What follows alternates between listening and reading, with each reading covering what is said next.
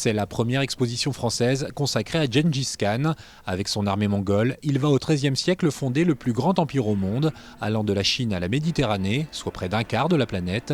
Cette exposition permet de voir et comprendre l'histoire mongole, comment ils ont influencé et changé la face du monde. Je découvre cette exposition qui est plutôt bien agencée, très lisible, avec beaucoup d'explications. Bien éclairé, bien mise en scène, donc ça c'est plutôt une bonne découverte. J'imaginais pas que de façon aussi ancienne, il y avait des choses aussi magnifiques dans l'art mongol en fait.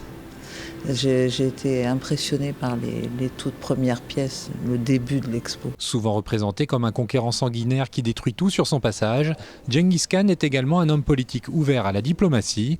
Il est favorable aux échanges entre cultures, il impose une tolérance religieuse et met en place des mesures égalitaires. Il octroie notamment les mêmes droits aux femmes qu'aux hommes. C'est un nom qui faisait peur justement. Et ben voilà, j'apprends autre chose sur lui. Et puis surtout la tolérance qu'il avait avec toutes les religions, je suis très surprise. Et de la place des femmes aussi. Je suis très surprise par ce monde. Monter cette exposition Gengis Khan a été un véritable parcours du combattant.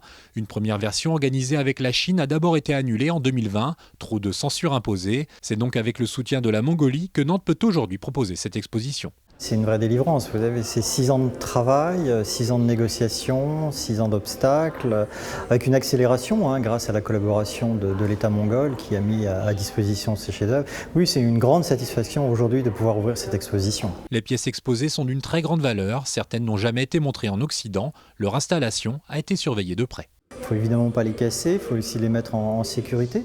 Et tout ça se fait sous un protocole extrêmement strict puisque les musées viennent avec ce qu'on appelle des convoyeurs. Et ils accompagnent l'objet, ils nous aident à mettre l'objet, ils surveillent les conditions d'exposition, de sécurité, la lumière, la température, l'hygrométrie. Le musée d'Oulan-Bator a largement contribué à cette exposition.